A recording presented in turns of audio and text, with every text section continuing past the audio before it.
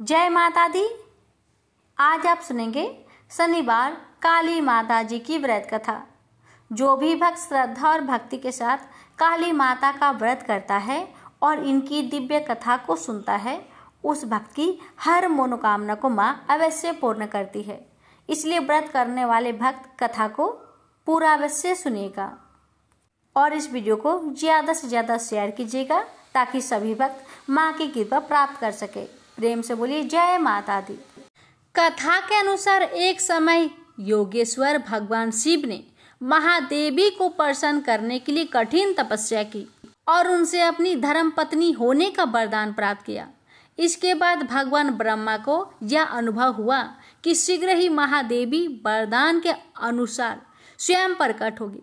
इसलिए उन्होंने अपने प्रिय पुत्र में से एक दक्ष को तपस्या करने का आदेश दिया ताकि दक्ष महादेवी को अपने पुत्री के रूप में प्राप्त कर उनका विवाह भगवान शिव से करा सके। अपने पिता के आदेश पर दक्ष ने महादेवी की कठोर तपस्या की, जिसके बाद आदि शक्ति प्रकट हुई और मनोवांछित वरदान मांगने के लिए कहा। दक्ष ने कहा, हे माँ, मेरी यह मनोकामना है कि आप मेरी पुत्री के रूप में जन्म धारण करें। महादेवी ने दक्ष को वरदान प्रदान करते हुए कहा, जिस समय मैं भगवान शिव से विवाह करने के लिए अवतरित होंगी तो तुम्हारी पत्नी परसूति के गर्भ से जन्म धारण करूंगी। लेकिन देवी ने ये भी स्मरण कराते हुए कहा कि यदि दक्ष के पुण्य का क्षय हो गया अथवा उन्होंने किसी भी प्रकार से महादेवी की उपेक्षा अथवा अपमान किया तो वह तत्क्षण उनका परित्याग कर देगी। सती और शिव के विवाह के कुछ समय बाद दक्ष प्रजापति ने एक यज्ञ का आयोजन किया, जिसमें भगवान शिव को निमंत्रण नहीं भेजा गया। जिस समय भगवान शिव ने देखा कि सती उनके पिता की अस्वीकृति होते हुए भी उनके यज्ञ में सम्मिलित होने के लिए हठ कर रही है, तो शिव जी क्रोधित हो उठे और गर्जना करते हुए बोले, मुझे ज्ञात है कि तुम मेरे आदेशों के बंधन में बंधी नहीं हो, अतः जो मन हो करो, मेरी सहमति की प्रतीक्षा क्यों कर रही हो। भगवान शिव के ऐसी कठोर वाणी सुनकर देवी क्रोधित हो गई और मन ही मन यह विचार करने लगी कि भगवान शिव मुझे अपनी धर्म पत्नी के रूप में प्राप्त करने के बाद मेरे वास्तविक परम शक्ति स्वरूप को भूल गए हैं। अतः मैं भगवान शिव और अपने गौरववंत पिता का त्याग कर कुछ समय के लिए अपने स्वरूप और अपनी लीला में स्थित रहूंगी। यह तय कर देवी ने महाकाली का भयंकर रूप धारण किया। ये श्याम वर्ण की देवी थी, जो दिगंबरी दिशाएं ही जिनका वस्त्र हो, लोल जिहा जिनकी जिहा बाहर की ओर लटकी तथा दांतों के मध्य दबी हुई हो, अस्त व्यस्त केशों वाली तथा नरमुंड माला धारण की हुई हो। इस भयंकर रूप में देवी का दर्शन कर भगवान शिव चिंतित हो गए, लेकिन वो उस स्थान से जाने का प्रयास करने लगे। अपने प्रिय भगवान शिव को नाराज होकर जाता देखकर देवी माँ ने कृपा करते हुए भगवान शिव को किसी भी दिशा में भागने से रोकने के लिए और सभी 10 दिशाओं को अवरुद्ध करने के लिए 10 भिन्न भिन्न रूप धारण किए और भगवती के प्रत्येक रूप ने एक एक दिशा को अवरुद्ध कर दिया। भगवान शिव जिस भी दिशा में जाने का प्रयास करते, उसी दिशा में देवी भयंकर रूप में उपस्थित होती थी। अंततः निकलने का कोई मार्ग न मिलने पर भगवान शिव ने अपने नेत्र बंद कर लिए। बाद में जिस समय उन्होंने नेत्र को खोला, देवी महाकाली अपने विकराल स्वरूप में उनके समक्ष ही खड़ी हुई थी। भगवान शिव ने प्रश्न किया, तुम श्यामा कृष्ण वर्ण वाली कौन हो? मेरी प्रिय सती कहाँ है? देवी ने हंसते हुए उत्तर दिया, क्या आप मुझे पहचान नहीं सकते? मैं आपकी प्रिय सती हूँ। मैं सृष्टि संहारकारिणी सूक्ष्म प्रकृति हूँ। आपकी अर्धांगिनी होने के कारण मैं गौर वर्ण अर्थात गौरी हो गई हूँ। जिन 10 देवियों का आप अपने चारों ओर दर्शन कर रहे हैं, वे भी मेरे ही विभिन्न रूप है। अतः हे महामते शंभु, आपको परेशान होने की आवश्यकता नहीं है। देवी सती ने चिंतित भगवान शिव से कहा, आपके समक्ष जो देवी है वह भीमनायन महाकाली है। आकाश अथवा अंतरिक्ष दिशा में तारा है, दाहिनी ओर छिन्नमस्ता है, आपके बाई ओर भुवनेश्वरी है, आपके पीछे बगलामुखी है, दक्षिण पूर्व कोने में अग्निकोण में धूमावती है, दक्षिण पश्चिम कोने में नेतृत्व कोण में कमला है, उत्तर पश्चिम कोण में वायु कोण में मातंगी है, उत्तर पूर्व कोण में यानी ईशान कोण है, वहाँ षोडशी त्रिपुरी सुंदरी है, और मैं स्वयं आपके भीतर ही भैरवी के रूप में विद्यमान हूँ। अतः यदि आपकी इच्छा हो तो मैं उस अहंकारी दक्ष के यज्ञ का विध्वंस कर उसे पाठ पढ़ा सकती हूँ। भक्तों, इस प्रकार 10 महाविद्याओं की उत्पत्ति हुई थी। प्रेम से बोलिए जय माता दी। सुनिए माता रानी की दूसरी कथा। एक बार दैत्यों की शक्ति बहुत अधिक बढ़ गई। उन्होंने देवराज इंद्र का सिंहासन छीनकर सभी देवताओं को स्वर्ग से निकाल वहां अधिकार कर लिया। इन दैत्यों के राजा शुभ और निशुभ नामक 2 भाई थे। महिषासुर, रक्तबीज, चंड, मुंड व धूम्रलोचन जैसे दर्जनों सेना नायक और करोड़ों दैत्य की सुसज्जित सेना उनके पास थी। पराजित देवताओं द्वारा प्रार्थना किए जाने पर आदिशक्ति भगवती भवानी ने दुर्गा के रूप में अवतरित होकर उन दैत्यों का संहार किया था। इस युद्ध के मध्य ही देवी दुर्गा ने अपनी सहायता के लिए अपने ललाट से एक अत्यंत शक्तिशाली और विकराल देवी को प्रकट किया। काली, कलिका, चामुंडा, महाकाली आदि इसी देवी के अनंत नामों में से कुछ नाम हैं। मातेश्वरी दुर्गा के अवतार धारण और उनके द्वारा शुभ निशुभ की संपूर्ण सेना के विनाश की कथा काफी लंबी है।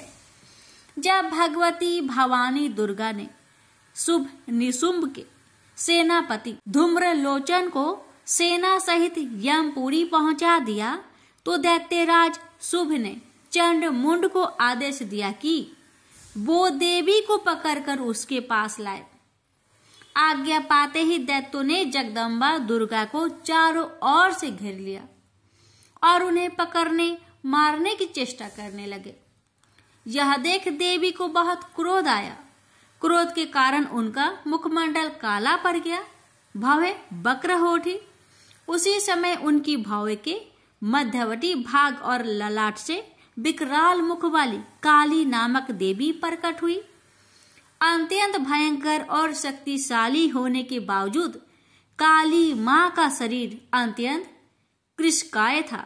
उनके शरीर में नाम मात्र का मांस था, केवल अस्थि पंजर नजर आता था, जिससे वे अत्यंत भयावह दिखाई पड़ रही थी।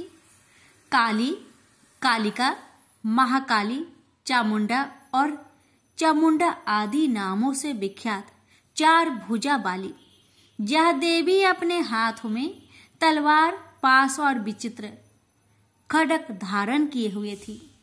वह चीते की चमड़े की साड़ी पहने नर मुंडों की माला से अलंकृत थी। भवानी दुर्गा के मस्तक से प्रकट होने के बावजूद काली मां का स्वरूप अत्यंत विकराल था। वे काफी लंबी पतली थी और किसी भी वाहन पर सवार नहीं थी। उनका मुखमंडल बहुत अधिक बड़ा था। उनकी लंबी जीभ काफी बाहर तक निकली हुई थी। उनकी आंखें अंगारों की तरह दहक रही थी और अपनी भीषण गर्जना से पृथ्वी आकाश को कपा रही थी।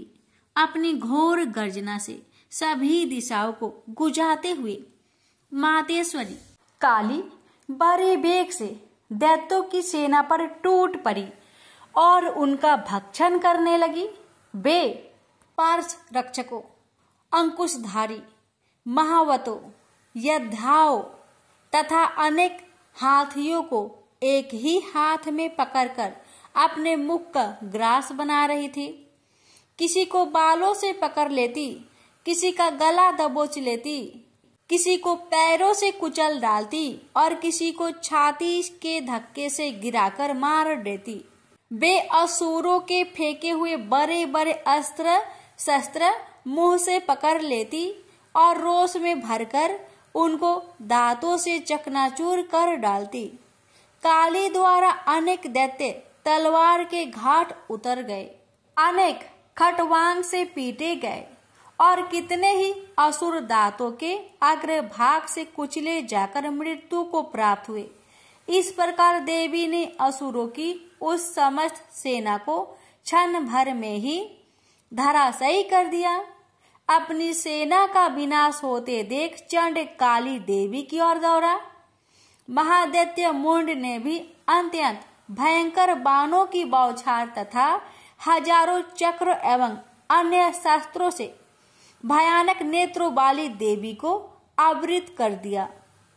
वे चक्र देवी के मुख में समाते हुए ऐसे जान पड़ रहे थे मानो सूर्य के बहुतेरे मंडल बादलों के उदर में प्रवेश कर रहे हो।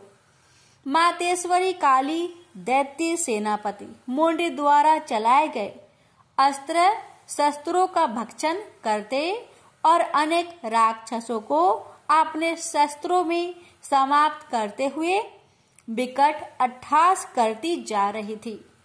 इसी समय भगवती काली ने दूसरे दैत्य सेनापति चंड को अपनी ओर आते देखा। क्रोध में भरकर काली माई ने चंड पर आक्रमण कर दिया। एक हाथ से उसके केस पकड़कर दूसरे हाथ से उसकी गर्दन काट उसे यमलोक पहुंचा दिया। अपने भाई चंड को देवी के हाथों मरता देख मुंड अनेक भयावह दैत्यों के साथ मातेश्वरी काली की ओर दौड़ पड़ा। तब देवी ने रोष में उसे तलवार से मारकर धरती पर सुला दिया। महापराक्रमी चंड और मुंड के मरते ही शेष सेना आतंकित होकर भाग गई। उसी समय काली ने चंड और मुंड के मस्तक हाथ में लेकर जगदम्बा दुर्गा के पास जाकर प्रचंड अट्टहास करते हुए कहा, देवी, मैं चंड मुंड नामक इन दो भयानक असुरों के मस्तक आपको भेंट करने के लिए लाई हूँ। इस पर कल्याणमयी दुर्गा ने काली से मधुर वाणी में कहा, देवी, तुम चंड और मुंड को मारकर मेरे पास आई हो, इसलिए संसार में तुम्हारा एक नाम चामुंडा भी होगा। मातेश्वरी काली द्वारा चंड मुंड और अनेक सैनिकों के मारे जाने पर दैत्यराज शुंभ स्वयं अपने सभी सेनापतियों सहित युद्ध के लिए वहां आ गया। कई करोड़ असुर सैनिक उनके साथ थे। उस समय सभी मात्र शक्तियां भी देवी की सहायता के लिए युद्ध क्षेत्र में आ गई। दोनों ओर से भीषण अस्त्र शस्त्र चलने लगे। इस समय मातेश्वरी काली सभी मात्र शक्तियों से आगे रहकर रणभूमि में विचरने लगी। अपने खटवांग, त्रिशूल एवं अन्य अस्त्र शस्त्रों से वे असंख्य दैत्यों को काल के गाल में पहुंचा रही थी। यद्यपि सभी मात्र शक्तियां मातेश्वरी दुर्गा एवं उनका सिंह अनेक दैत्यों को समाप्त कर रहे थे, परंतु मातेश्वरी काली साक्षात रण चंडी बनकर दैत्यों को गाजर मूली की तरह काट रही थी। मातेश्वरी काली इस समय इतने क्रोध में भरी हुई थी कि वे दैत्यों को अस्त्र शस्त्रों से मारने के साथ ही उनका भक्षण भी करती जा रही थी।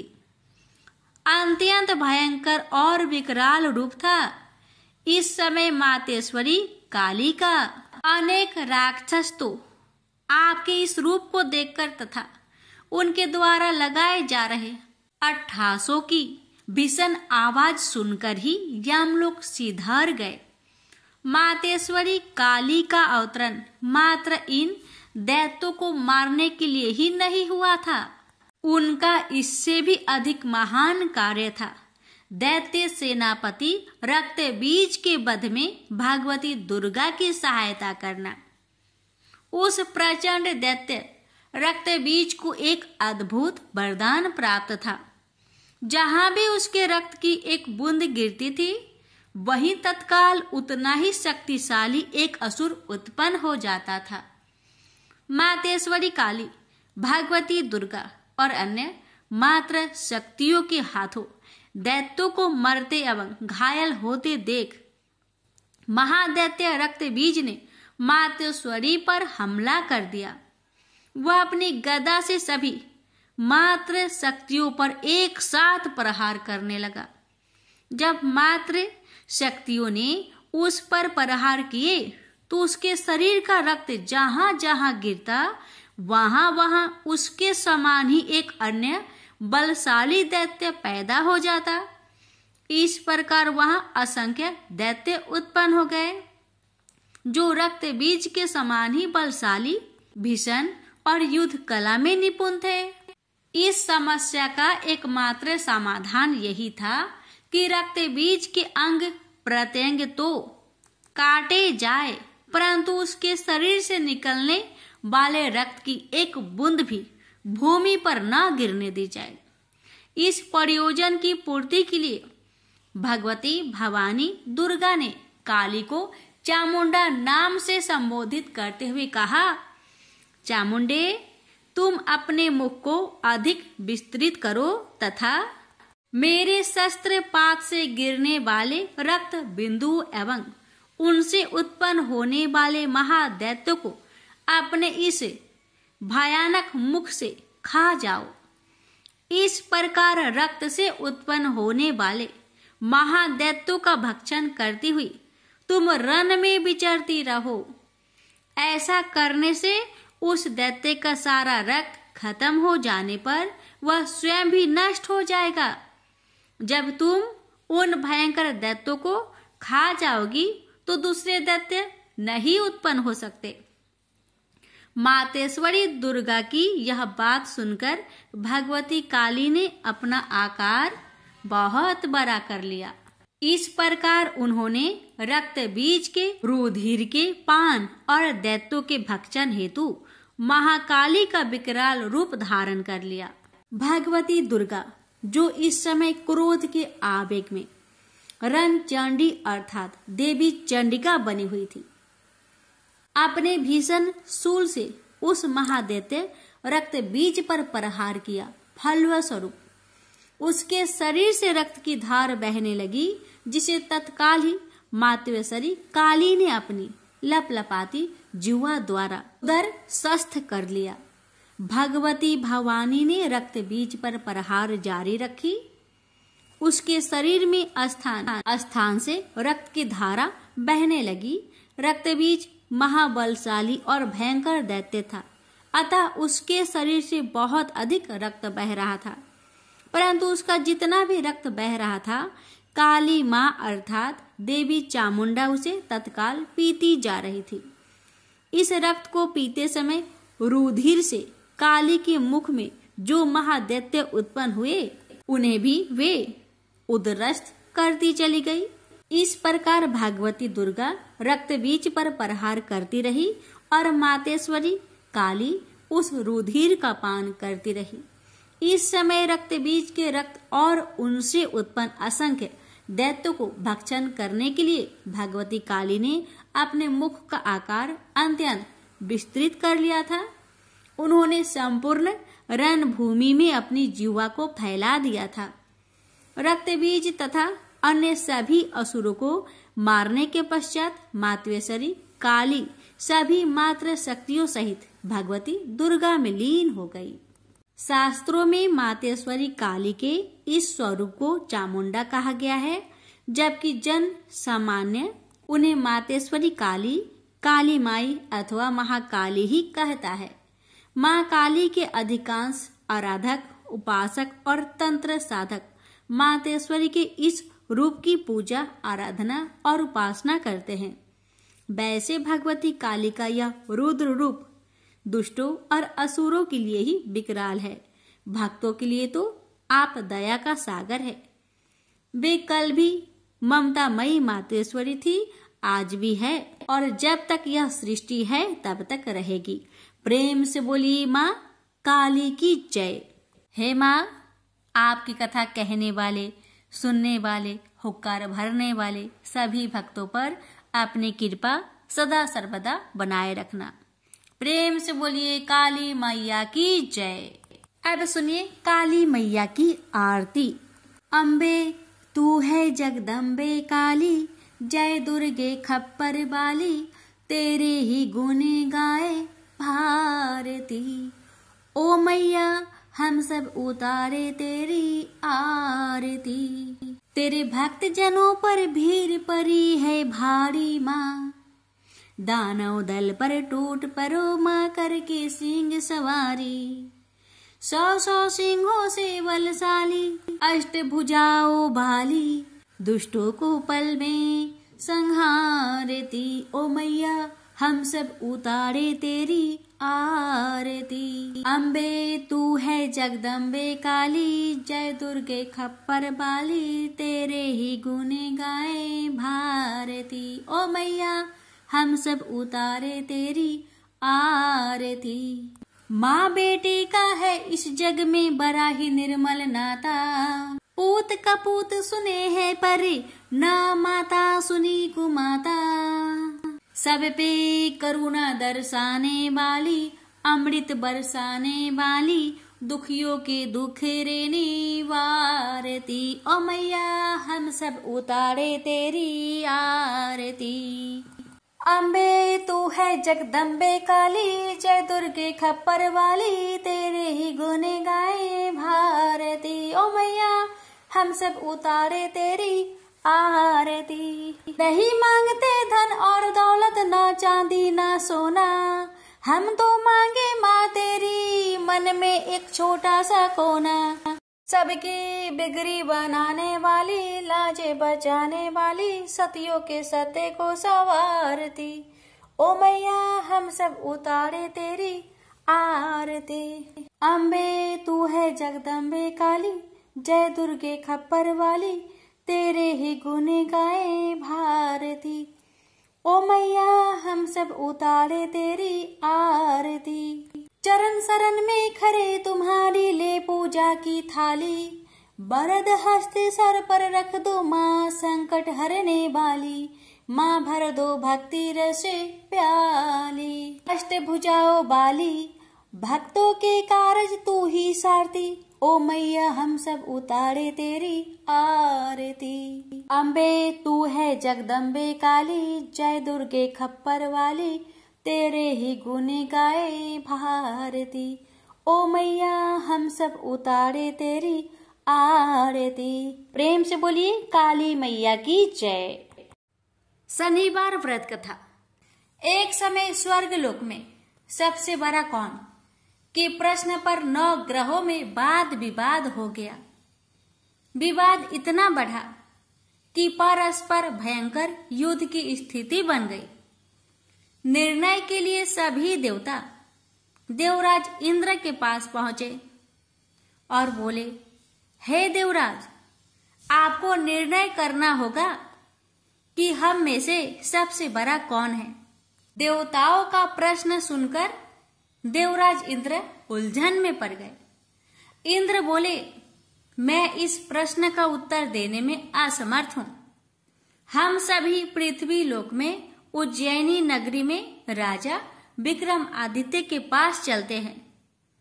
देवराज इंद्र सहित सभी ग्रह देवता उज्जैनी नगरी पहुंचे। महल में पहुंचकर जब देवताओं ने उनसे अपना प्रश्न पूछा तो राजा विक्रमादित्य भी कुछ देर के लिए परेशान हो उठे, क्योंकि सभी देवता अपनी अपनी शक्तियों के कारण महान थे। किसी को भी छोटा या बड़ा कह देने से उनके क्रोध के प्रकोप से भयंकर हानि पहुंच सकती थी। अचानक राजा विक्रमादित्य को एक उपाय सूझा और उन्होंने विभिन्न धातुओं स्वर्ण, रजत, चांदी, कांसा, ताम्र यानी तांबा, सीसा, रांगा, जस्ता, अभ्रक व लोहे के 9 आसन बनवाए। धातुओं के गुणों के अनुसार सभी आसनों को एक दूसरे के पीछे रखवाकर उन्होंने देवताओं को अपने अपने सिंहासन पर बैठने के लिए कहा। देवताओं के बैठने के बाद राजा विक्रमादित्य ने कहा, आपका निर्णय तो स्वयं हो गया। जो सबसे पहले सिंहासन पर विराजमान है वही सबसे बड़ा है। राजा विक्रमादित्य के निर्णय को सुनकर शनि देवता ने सबसे पीछे आसन पर बैठने के कारण अपने को छोटा जानकर क्रोधित होकर कहा, राजा विक्रमादित्य, तुमने मुझे सबसे पीछे बैठाकर मेरा अपमान किया है। तुम मेरी शक्तियों से परिचित नहीं हो, मैं तुम्हारा सर्वनाश कर दूंगा। शनि ने कहा, सूर्य एक राशि पर 1 महीने, चंद्रमा 2.25 दिन, मंगल 1.5 महीने, बुध और शुक्र 1 महीने, बृहस्पति 13 महीने रहते हैं, लेकिन मैं किसी राशि पर 7.5 वर्ष 7.5 तक रहता हूँ। बड़े बड़े देवताओं को मैंने अपने प्रकोप से पीड़ित किया है। राम को 7.5 के कारण ही वन में जाकर रहना पड़ा और रावण को 7.5 के कारण ही युद्ध में मृत्यु का शिकार बनना पड़ा। राजा, तू भी मेरे प्रकोप से नहीं बच सकेगा। इसके बाद अन्य ग्रहों के देवता तो प्रसन्नता के साथ चले गए, परंतु शनिदेव बड़े क्रोध के साथ वहां से विदा हुए। राजा विक्रमादित्य पहले की तरह ही न्याय करते रहे। अन्य राज्यों में सभी स्त्री पुरुष बहुत आनंद से जीवन यापन कर रहे थे। कुछ दिन ऐसे ही बीत गए। उधर शनि देवता अपने अपमान को भूले नहीं थे। विक्रमादित्य से बदला लेने के लिए एक दिन शनिदेव ने घोड़े के व्यापारी का रूप धारण किया और बहुत से घोड़े के साथ उज्जैनी नगरी पहुंचे। राजा विक्रमादित्य ने राज्य में किसी घोड़े के व्यापारी की आने के समाचार सुना तो अपने अश्वपाल को कुछ घोड़े खरीदने के लिए भेजा। घोड़े बहुत कीमती थे। अश्वपाल ने जब वापस लौटकर इस संबंध में बताया तो राजा विक्रमादित्य ने स्वयं आकर एक सुंदर व शक्तिशाली घोड़े को पसंद किया। घोड़े की चाल देखने के लिए राजा उस घोड़े पर सवार हुए तो वह घोड़ा बिजली की गति से दौड़ पड़ा। तेजी से दौड़ता घोड़ा राजा को दूर एक जंगल में ले गया और फिर राजा को वहां गिराकर जंगल में कहीं गायब हो गया। राजा अपने नगर को लौटने के लिए जंगल में भटकने लगा, लेकिन उन्हें लौटने का कोई रास्ता नहीं मिला। राजा को भूख प्यास लगाई। बहुत घूमने पर उसे एक चरवाहा मिला। राजा ने उससे पानी मांगा। पानी पीकर राजा ने उस चरवाहे को अपनी अंगूठी दे दी। फिर उससे रास्ता पूछकर वह जंगल से निकलकर पास के नगर में पहुंचा। राजा ने एक सेठ की दुकान पर बैठकर कुछ देर आराम किया। उस सेठ ने राजा से बातचीत की तो राजा ने उसे बताया कि मैं उज्जैनी नगरी से आया हूँ। राजा के कुछ देर दुकान पर बैठने से सेठ जी की बहुत बिक्री हुई। सेठ ने राजा को बहुत भाग्यवान समझा और खुश होकर उसे अपने घर भोजन के लिए ले गया। सेठ के घर में सोने का एक हार खूंटी पर लटका हुआ था। राजा को उस कमरे में छोड़कर सेठ कुछ देर के लिए बाहर गया। तभी एक आश्चर्यजनक घटना घटी। राजा के देखते देखते सोने के उस हार को खूंटी निकल गई। सेठ ने कमरे में लौटकर हार को गायब देखा तो चोरी का संदेह राजा पर ही किया, क्योंकि उस कमरे में राजा ही अकेला बैठा था। सेठ ने अपने नौकरों से कहा कि इस परदेशी को रस्सियों से बांधकर नगर के राजा के पास ले चलो। राजा ने विक्रमादित्य से हार के बारे में पूछा तो उसने बताया कि उसके देखते ही देखते खूंटी ने हार को निगल लिया था।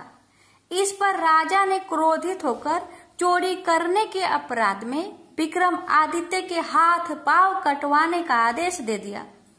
राजा विक्रमादित्य के हाथ पांव काटकर उसे नगर के सड़क पर छोड़ दिया गया। कुछ दिन बाद एक तेली उसे उठाकर अपने घर ले गया और उसे अपने कोल्हू पर बैठा दिया। राजा आवाज देकर बैलों को हाँकता रहता। इस तरह तेली का बैल चलता रहा और राजा को भोजन मिलता रहा। शनि के प्रकोप की 7.5 पूरी होने पर वर्षा ऋतु आरंभ हुई। राजा विक्रमादित्य एक रात मेघ मल्हार गा रहा था कि तभी नगर के राजा की लड़की राजकुमारी मोहिनी रथ पर सवार उस तेली के घर के पास से गुजरी। उसने मेघ मल्हार सुना तो उसे बहुत अच्छा लगा और दासी को भेजकर गाने वाले को बुला लाने को कहा। दासी ने लौटकर राजकुमारी को अपंग राजा के बारे में सब कुछ बता दिया। राजकुमारी उसके मेघ मल्हार से बहुत मोहित हुई, अतः उसने सब कुछ जानकर भी अपंग राजा से विवाह करने का निश्चय कर लिया। राजकुमारी ने अपने माता पिता से जब यह बात कही तो वे हैरान रह गए। रानी ने मोहिनी को समझाया, बेटी तेरे भाग्य में तो किसी राजा की रानी होना लिखा है, फिर तू उस अपंग से विवाह करके अपने पांव पर कुल्हाड़ी क्यों मार रही है। राजकुमारी ने अपनी जिद नहीं छोड़ी। अपनी जिद पूरी करने के लिए उसने भोजन करना छोड़ दिया और प्राण त्याग देने का निश्चय कर लिया। आखिर राजा रानी को विवश होकर अपंग विक्रमादित्य से राजकुमारी का विवाह करना पड़ा। विवाह के बाद राजा विक्रमादित्य और राजकुमारी तेली के घर में रहने लगे। उस रात स्वप्न में शनिदेव ने राजा से कहा, राजा तुमने मेरा प्रकोप देख लिया, मैंने तुम्हें अपने अपमान का दंड दिया है। राजा ने शनिदेव से क्षमा करने को कहा और प्रार्थना की, हे शनिदेव, आपने जितना दुख मुझे दिया है अन्य किसी को न देना। शनिदेव ने कुछ सोचकर कहा, राजा मैं तुम्हारी प्रार्थना स्वीकार करता हूँ। जो कोई स्त्री पुरुष मेरी पूजा करेगा, शनिवार को व्रत करके मेरी व्रत कथा सुनेगा, उस पर मेरी अनुकंपा बनी रहेगी।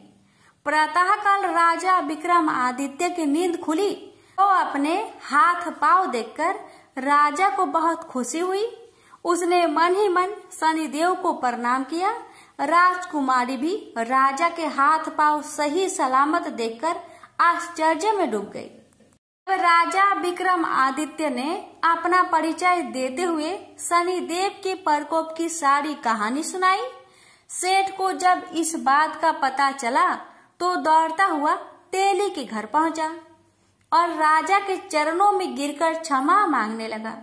राजा ने उसे क्षमा कर दिया क्योंकि यह सब तो शनिदेव के प्रकोप के कारण हुआ था। सेठ राजा को अपने घर ले गया और उसे भोजन कराया। भोजन कराते समय वहां एक आश्चर्यजनक घटना घटी। सबके देखते देखते उस खूंटी ने हार उगल दिया। सेठ जी ने अपनी बेटी का विवाह भी राजा के साथ कर दिया और बहुत से स्वर्ण आभूषण धन आदि देकर राजा को विदा किया। राजा विक्रमादित्य राजकुमारी मोहिनी और सेठ की बेटी के साथ उज्जैनी पहुंचे तो नगर वासियों ने हर्ष से उनका स्वागत किया। अगले दिन राजा विक्रमादित्य ने पूरे राज्य में घोषणा कराई कि शनिदेव सब देवों में सर्वश्रेष्ठ है। प्रत्येक स्त्री पुरुष शनिवार को उनका व्रत करे और व्रत कथा अवश्य सुने। राजा विक्रमादित्य की घोषणा से शनिदेव बहुत प्रसन्न हुए। शनिवार का व्रत करने और व्रत कथा सुनने के कारण सभी लोगों की मनोकामनाएं शनिदेव की अनुकंपा से पूरी होने लगी। सभी लोग आनंद पूर्वक रहने लगे। प्रेम से बोलिए शनि महाराज की जय हो। एक ब्राह्मण को सपने में नीली घोड़ी पर नीली कपड़े पहने एक आदमी दिखाई देता था और कहता है, हे ब्राह्मण देवता, मैं तेरे लगूंगा। ब्राह्मण घबरा कर उठ गया। अगले दिन यही सपना उसे फिर आता है। यह सपना उसे रोज आने लगा। वह परेशान हो गया और चिंता के मारे दुबला होने लगा। उसकी पत्नी ने कारण पूछा, तो उसने सपने के बारे में बताया। ब्राह्मणी बोली, वे अवश्य ही शनि महाराज होंगे। अब की बार दिखे तो कहना लग जाओ, पर 1:15 से ज्यादा मत लगना। उस दिन सपने आने पर ब्राह्मण ने कहा, लग जाओ, पर कितने समय के लिए लगोगे? शनि जी बोले, 7.5 वर्ष का लगूंगा। ब्राह्मण ने कहा, क्षमा करे शनि जी, इतना भारी तो मुझसे झेला नहीं जाएगा। तब शनि जी बोले, तो 5 वर्ष का लग जाऊंगा। ब्राह्मण बोला, यह भी मेरे लिए ज्यादा है। शनि जी बोले, 2.5 साल का लग जाऊं। ब्राह्मण ने मना किया तो शनि जी कहने लगे, 1:15 का तो लगूंगा ही, इतना तो कोढ़ी कलंगी भिखारी के भी लग जाता हूँ। तब ब्राह्मण ने कहा, ठीक है। ब्राह्मण को 1:15 की शनि की दशा लग गई। ब्राह्मण ने नींद से जागकर ब्राह्मणी से कहा, मेरे 1:15 शनि की दशा लग गई है, इसलिए मैं जंगल में जाकर यह समय बिताऊंगा। मेरे लिए खाने पीने का सामान बांध दे। मेरे पीछे से किसी से लड़ाई झगड़ा ना हो, इसका ध्यान रखना। ज्यादातर घर में ही रहना, बच्चों का भी ध्यान रखना। इस 1:15 के समय में कोई गाली भी दे तो चुपचाप सुन लेना, बहस मत करना। यह सब समझाकर ब्राह्मण जंगल में चला गया। जंगल में ब्राह्मण एक पीपल के पेड़ के नीचे बैठ गया और हनुमान जी का पाठ करने लगा। 1 पहर बीत गया। ब्राह्मण ने सोचा, बाकी बचा समय रास्ते में बीत जाएगा, इसलिए वहां से चल दिया। रास्ते में एक बाड़ी में मतीरे लगे देखे। माली से एक मतीरा खरीदा, पोटली में बांधा और आगे बढ़ा। आगे एक आदमी मिला जो असल में शनिदेव थे। ब्राह्मण से पूछा, पोटली में क्या है? उसने कहा, मतीरा है। शनिदेव बोले, दिखाओ। ब्राह्मण ने पोटली खोली। उसमें राजकुमार का कटा हुआ खून से लथपथ सिर दिखा। शनिदेव ब्राह्मण को राजा के पास ले गए और कहा कि इस ब्राह्मण ने राजकुमार की हत्या कर दी है। इसके पास पोटली में राजकुमार का सिर है। राजा ने कहा, मैं यह नहीं देख सकता, इस ब्राह्मण को सूली पर चढ़ा दो। राजा के यहाँ हाहाकार मच गया। ब्राह्मण को सूली पर चढ़ाने से पहले पूछा गया कि उसकी कोई आखिरी इच्छा हो तो बताए। ब्राह्मण ने सोचा, किसी तरह 1:15 पूरा करना होगा। उसने कहा, वहाँ रोज बालाजी की कथा सुनता है। मरने से पहले अंतिम बार बालाजी की कथा सुनना चाहता हूँ। ब्राह्मण को कथा सुनाने का प्रबंध किया गया। कथा कहते कहते 1:15 पूरा हो गया। शनि की दशा टलते ही राजकुमार शिकार खेलकर लौटता हुआ दिखाई दिया। राजकुमार को आता देख राजा बहुत खुश हुआ, लेकिन उसे निर्दोष ब्राह्मण की हत्या का दोष लगने का डर सताने लगा। उसने तुरंत घोड़सवार सैनिकों को ब्राह्मण को आदर सहित ले आने के लिए भेजा। ब्राह्मण राज दरबार में आया तो राजा ने क्षमा मांगी और पोटली दिखाने के लिए कहा। पोटली खोली तो उसमें मतीरा था। राजा ने इन सब के बारे में पूछा तो ब्राह्मण ने बताया, मुझे 1:15 की शनिचर की दशा लगी थी, इस कारण यह सब तमाशा हुआ। राजा ने पूछा, यह दशा कैसे टलती है? ब्राह्मण बोला, राजा, यह सेठ के लगे तो काला हाथी या काला घोड़ा दान करे, गरीब के लगे तो पीपल की पूजा करे तब बोले, साचा शनिचर कहिए, जाके पाओ सदा ही पढ़िए। शनि की कहानी सुने, तिल का तेल और काला उड़द दान करे, काले कुत्ते को तेल से चुपर कर रोटी खिलाए तो शनिचर की दशा उतर जाती है। राजा ने उसे मतीरा वापस दे दिया। घर आकर ब्राह्मण ने मतीरा काटा तो उसमें बीज की जगह हीरे मोती निकले। ब्राह्मणी ने पूछा, यह कहाँ से लाए? आप तो कह रहे थे कि शनि की दशा लगी है। ब्राह्मण ने कहा, जब दशा लगी थी तो यही मदिरा राजकुमार का सिर बन गया था। उतरती दशा के शनि जी निहाल कर गए। हे शनि देवता, जैसे ब्राह्मण के शनि की दशा लगी वैसे किसी को ना लगे। प्रेम से बोलिए शनि देव की जय।